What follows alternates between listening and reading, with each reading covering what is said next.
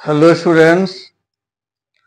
Economics के इस class में जो आज अपने लोग बात करेंगे, जो आज हम लोग बात करने वाले हैं, उस टॉपिक का नाम है law of diminishing marginal utility. Law of diminishing marginal utility. ठीक है, क्या है टॉपिक का नाम? टॉपिक का नाम है लॉ ऑफ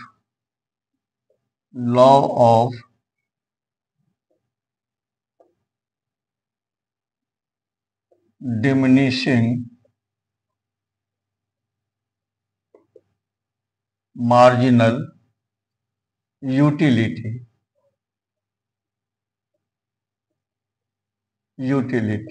ठीक है, ये टॉपिक का नाम है law of diminishing marginal utility.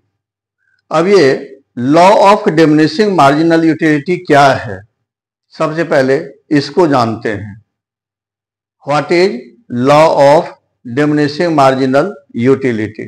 ठीक है, dear students, you should know that law of diminishing marginal utility states that when a consumer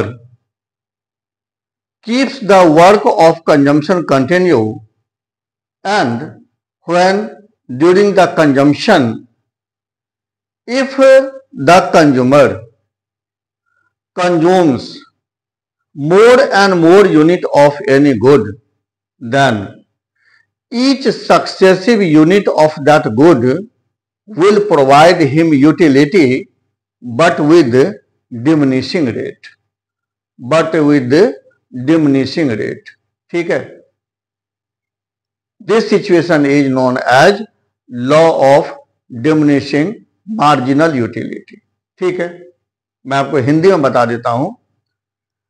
law of diminishing marginal utility उस स्टेज को कहा जाता है, कंज्यूमर्स के उस स्टेज को कहा जाता है जहां पे कोई भी कंज्यूमर किसी भी गुड्स के जो डिफरेंट क्वांटिटी का जो कंजम्पशन करता है,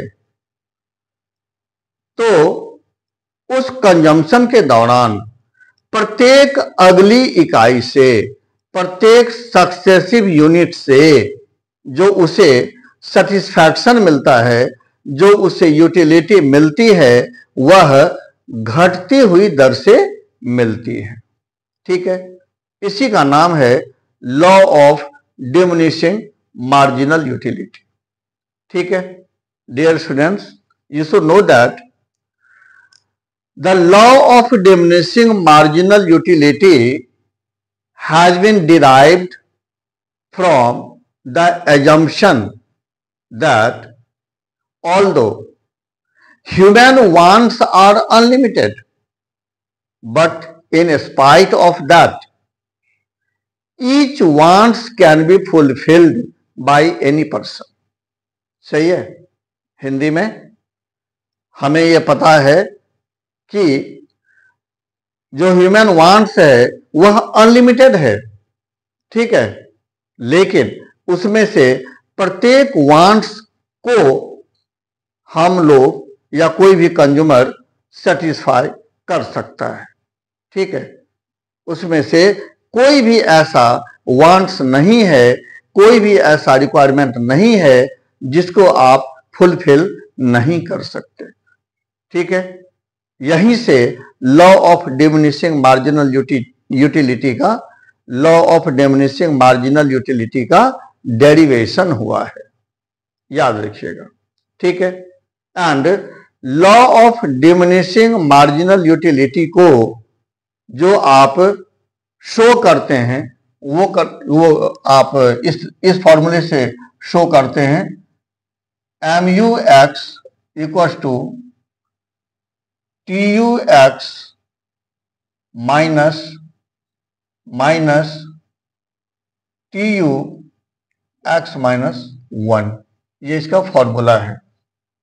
ठीक है, यानी किसी भी गुड्स का, जैसे कि X है, X गुड्स की मार्जिनल यूटिलिटी को अचीव करने के लिए, ऑब्टेन करने के लिए जो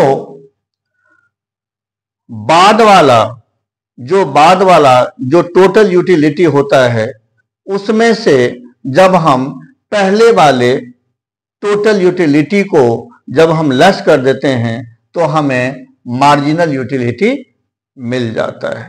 ठीक है, क्लियर। जैसे मान के चलिए कि यूनिट, यहां पर यूनिट्स है, यहां पर टीयू है, यहां पे एमयू है। यूनिट 1 में मान के चलिए कि टोटल यूटिलिटी जो है यह 10 मिलता है। ठीक है, उसके बाद यूनिट 2 के कंजम्पशन से टोटल यूटिलिटी जो है वह 18 मिलता है। ठीक है, and third unit of goods के कंजम्पशन से उसे जो मिलता है वह कितना मिलता है, वह मान के चलिए 24 मिलता है। ठीक है, तो यहां पर एमयू क्या हो जाएगा, इसमें पहले वाले में नील हो जाएगा, दूसरे वाले में क्या होगा 18 माइनस 10 यानी 8, एंड यहां पर क्या हो जाएगा 24 माइनस 18 क्या हो जाएगा यहां पर 6। ठीक है, तो इस तरह से तभी कहा गया है कि MU X equal to TU X यानी कि बाद वाला माइनस टीयू एक्स माइनस 1 यानी कि पहले वाला। ठीक है, जैसे आपने 18 में से 10 को लेस किया 8 बचा, 24 में से 18 को लेस किया 6 बचा, और इस तरह से ये चलता चला जाएगा। ठीक है, समझ में आया। जो एमयू, किसी भी गुड्स का जो एमयू है उसको कैसे डिराइव करते हैं, उसको कैसे निकालते हैं। ठीक, अब उसके बाद हम सीधा आते हैं, इसका जो लॉ है, इसका जो सिद्धांत है उस पर आते हैं। ठीक है, हिंदी में इसको सिद्धांत कहते हैं। ठीक है, या नियम कहते हैं, यानी law of diminishing marginal utility का जो रिप्रेजेंटेशन होगा वह कैसे होगा। ठीक, तो चलिए रिप्रेजेंटेशन की ओर चलते हैं। ठीक है, अब इसका जो शेड्यूल है वह देखिए आप, इसको शेड्यूल के माध्यम से एंड डायग्राम के माध्यम से मैं आपको दिखा रहा हूं। ठीक है, क्लियर। तो यहां पर गुड्स लिखिए या यूनिट्स ऑफ, यहां पर लिखिए यूनिट्स, यहां पर लिखिए एमयू। ठीक है, 1 2 3 4 5 6 7 कुछ इस तरह से फिक्स कर लीजिए। अब एमयू जो है, लेट सपोज फर्स्ट यूनिट का जो एमयू है वह है 10, दूसरे का है 8, थर्ड का है 6, उसके बाद फोर्थ का है 4, फिफ्थ का है 2, सिक्स का है 0 एंड सेवंथ का है -2। ठीक है, यानी आपने देखा कि जिस तरह से जैसे जैसे आप कंजम्पशन में गुड्स के यूनिट्स को बढ़ाओगे वैसे वैसे इसकी जो मार्जिनल यूटिलिटी है वह कम होती जाएगी। ठीक है, वह कम होती जाएगी। अब यहां पर देखिए ये डिक्रीज होता जा रहा है, बाद में ये 0 हो गया। 0 का मतलब यह हुआ कि यहां पर जो कंज्यूमर है वह फुल्ली सेटिस्फाइड है, यानी the consumer will not be in willingness to consume more unit. ठीक है, जो कंज्यूमर होगा वह और अधिक यूनिट ऑफ गुड्स को कंज्यूम करना नहीं चाहेगा, इसका मतलब यह होता है। ठीक है, एंड यहां जो -2 हो गया है इसका मतलब यह हुआ कि अगर ज्यादा वह कंज्यूम कर लेता है तो उसे बेनिफिट की जगह क्या होने लगेगा, नुकसान होने लगेगा। ठीक है, क्लियर। यानी कि मान के चलिए कि वह 6 ब्रेड खा लेता है। ठीक है, यानी यहां से आइए, वह 5 ब्रेड खा लेता है, सही है, 5 ब्रेड तक वह ठीक रहता है। 6 ब्रेड पे आकर के उसका पेट पूरा भर जाता है, यानी कि अब वो बिल्कुल ही ब्रेड खाने के पोजीशन में नहीं है। अगर उसे जिद करके बाय फोर्स अगर 7th अगर ब्रेड खिला दिया जाए तो हो सकता है कि उसके पेट में दर्द शुरू हो जाए या कुछ और रिएक्शन शुरू हो जाए। ठीक है, तो इस तरह से जो दर्द होगा या रिएक्शन होगा उसी का नाम है निगेटिव मार्जिनल यूटिलिटी। ठीक है जी, क्लियर। अच्छा, अब इसको डायग्राम पे आप कैसे शो करेंगे वो देखिए, आप देखते जाइए।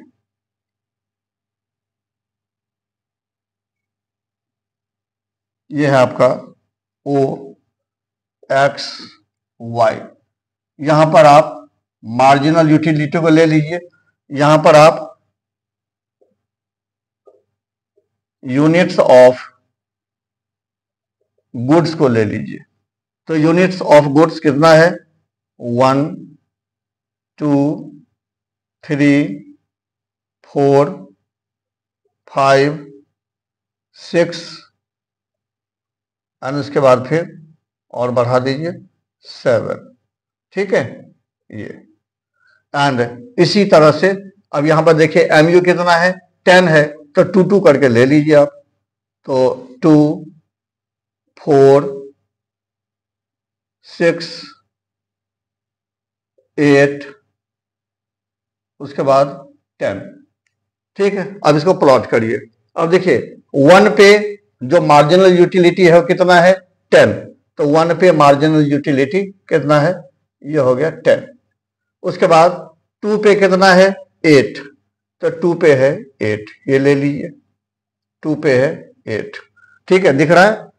उसके बाद 3rd पे कितना है? 6। 3rd पे है ये 6, ये ले लीजिए आप। उसके बाद 4th पे कितना है? 4। 4th पे कितना है? 4। ठीक है, ये ले लीजिए। उसके बाद 5th पे कितना है? 2। 5th पे कितना है? 2, ये ले लीजिए आप। उसके बाद 6 पे कितना है? 0, ये आ गया 0। ठीक है, उसके बाद 7th पे कितना है? -2। तो थोड़ा इसको आप नीचे ले आओ माइनस को दिखाने के लिए। ठीक है, यहां पर नीचे ले आओ आप, ये हो गया -2। ठीक है, तो 7th पे कितना आ गया? -2। ठीक है, ये है -2। अब आप इसको ज्वाइन करवा दीजिए। ठीक है, ठीक, ये हो गया आपका MU curve, marginal utility curve. ठीक है, मार्जिनल यूटिलिटी कर्व। ठीक, अच्छा, अब यहां से यहां तक जो आप देख रहे हो, ये यहां से लेकर ये जो आप यहां तक देख रहे हो, यहां तक देख रहे हो। ठीक है, तो ये जो है ये है निगेटिव यूटिलिटी, ध्यान रखना। ठीक है, ये है आपका निगेटिव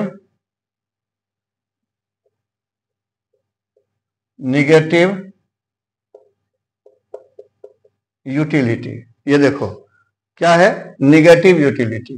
ठीक है, एंड यह जो आप देख रहे हो ये है point of full satisfaction. Point of full satisfaction. ठीक है, पॉइंट ऑफ फुल सेटिस्फैक्शन।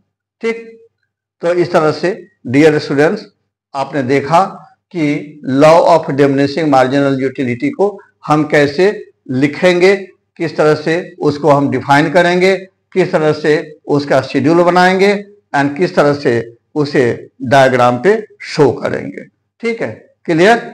तो हमें उम्मीद है कि यह आपको समझ में आया होगा एंड जहां ना समझ में आए, ठीक है, तो वहां पर आप क्या करना, आप कमेंट जरूर करना कि भाई सर जी यहां पर समझ में नहीं आ रहा है, कामती सर यहां पे समझ में नहीं आया, हमें फिर से बता दो, तो हम आपको फिर से बता देंगे। ठीक है, तो चलिए फिर मिलते हैं दूसरे वीडियो में दूसरे टॉपिक के साथ। ठीक है, तब तक के लिए जय हिंद, वंदे मातरम, thank you for watching, all the best.